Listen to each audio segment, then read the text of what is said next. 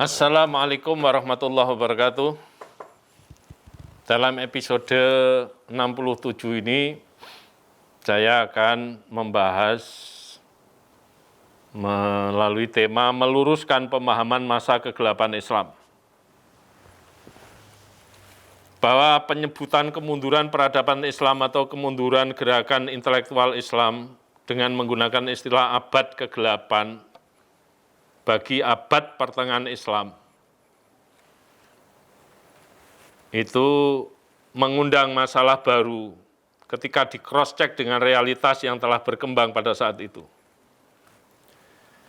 Fase kemunduran Islam itu kalau menurut Pak Harun Nasution dibulatkan mulai tahun 1250 sampai 1500. Jadi dilakukan pembulatan. Kalau pada episode sebelumnya, Baghdad dihancurkan oleh Hulagukan tahun 1258. Tetapi sebelum dihancurkan kan memang sudah mengalami kemunduran.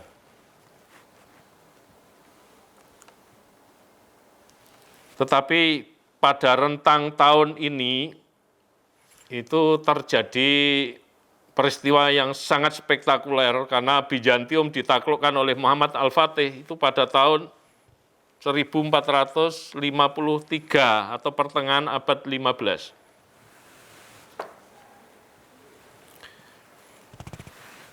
Terlepas dari itu masih banyak data-data lain yang perlu kita perhatikan.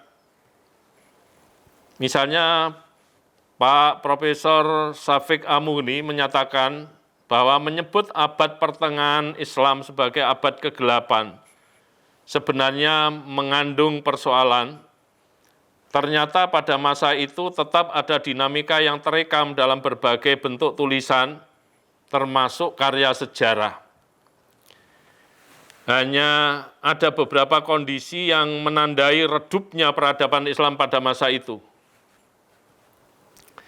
Sementara Al-Marwazi menyatakan aktivitas para ulama pasca anggapan pintu ijtihad tertutup justru lebih kreatif daripada aktivitas para ulama sebelumnya dalam batas-batas yang ditetapkan syariah. Ternyata pada abad pertengahan Islam itu juga muncul karya-karya ulama maupun ilmuwan muslim dalam jumlah yang banyak sekali. Pak Syafiq Muni menyatakan bahwa bersamaan dengan munculnya pusat-pusat pendidikan baru, maka kuantitas karya mungkin meningkat, tetapi kualitas dan tingkat keasliannya memang menurun. Kebanyakan kitab-kitab yang muncul dalam bentuk komentar, super komentar, dan ringkasan karya-karya sebelumnya. Contoh, dari karya pendek mengenai akidah yang ditulis oleh Najmuddin An-Nasafi, telah mendorong lahirnya sekitar 12 kitab syarah atau kitab komentar. Lalu sekitar 30 kitab hasyiah, kitab komentar terhadap kitab komentar, terhadap syarah Al-Taftajani, dan sekitar 20 kitab hamisah, yaitu kitab komentar atas kitab komentar atas kitab komentar terhadap salah satu syarah.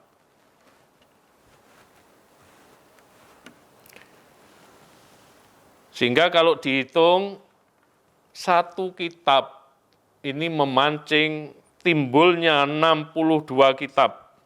Dalam contoh tersebut menunjukkan betapa dinamisnya karya-karya ulama pada masa kegelapan Islam itu. Sayangnya kitab-kitab tersebut berbentuk syarah, hasyiah, dan hamisah, di mana semua kitab itu hanya pengulangan terhadap kitab matan. Selanjutnya, dinamika penulisan kitab pada masa itu cukup menggembirakan. Ulama-ulama musonef atau mu'alif atau pengarang cukup merata dari berbagai kawasan muslim. Banyak di antara mereka yang menjadi pengarang kitab, baik menggunakan bahasa Arab maupun menggunakan bahasa Islam non-Arab. Bahasa Islam non-Arab ada bahasa Persia, bahasa Urdu, bahasa Turki.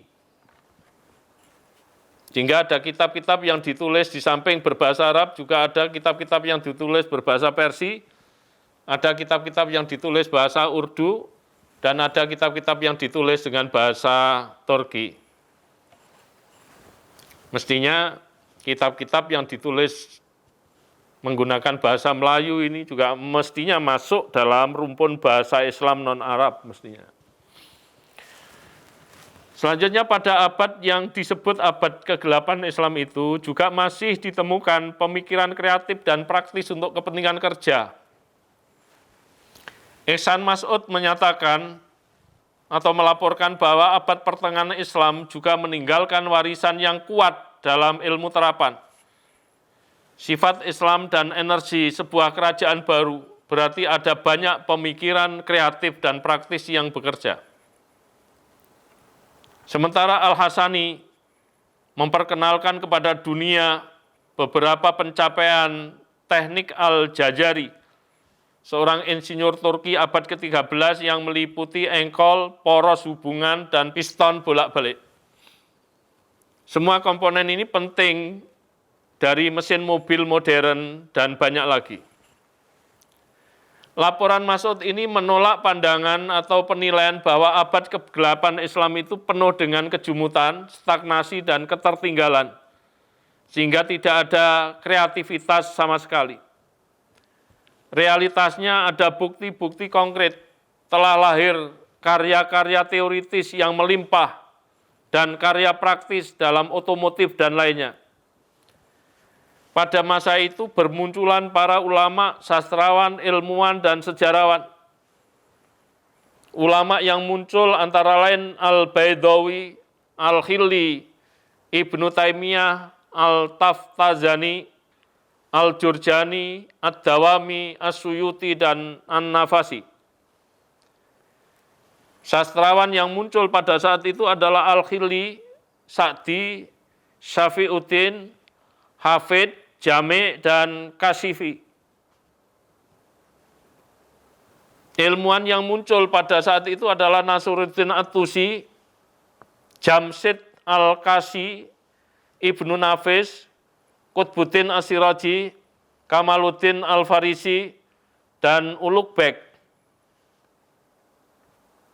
Di sisi lain, para sufi yang muncul pada saat itu adalah Naqshband, Nidhamuddin Auliya, Jalaluddin Rumi. Nah, Jalaluddin Rumi muncul pada zaman kejayaan Islam dan kegelapan. Karena masa hidupnya melintasi itu. Dan kemudian Abdul Karim Al-Jili.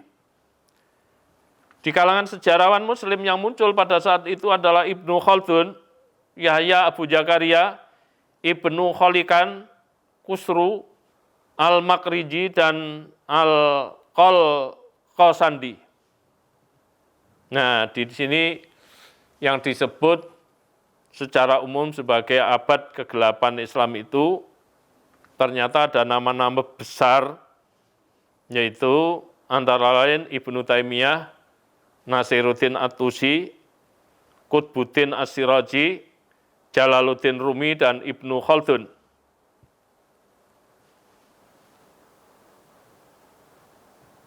Ibnu Khaldun misalnya, itu dikenal sebagai ekonom, sosiolog, filosof, antropolog, politikus, pedagog. Bahkan Ibnu Khaldun memiliki atau menulis kitab yang sangat monumental, yaitu Muqaddimah. Meskipun judulnya Muqaddimah, tapi tebal sekali kitab itu. Kemudian Ibnu Taimiyah menulis sekitar 500 karya atau 500 kitab. Kemudian karya Jalaluddin Ar-Rumi yang disebut kitab Masnawi itu berisi puisi seperti air bah. Bahkan puisi Jalaluddin Rumi ini adalah puisi yang terbaik. Kalau membaca puisinya Jalaluddin Rumi itu orang begitu terkejut Artinya orang ini sangat-sangat inspiratif. Inspirasinya luar biasa, karena itu saya katakan sebagai bagaikan air bah. Nah, bukan hanya kitab Masnawi, tetapi Jalaluddin Rumi juga memiliki atau menulis kitab Fihi Ma Fihi.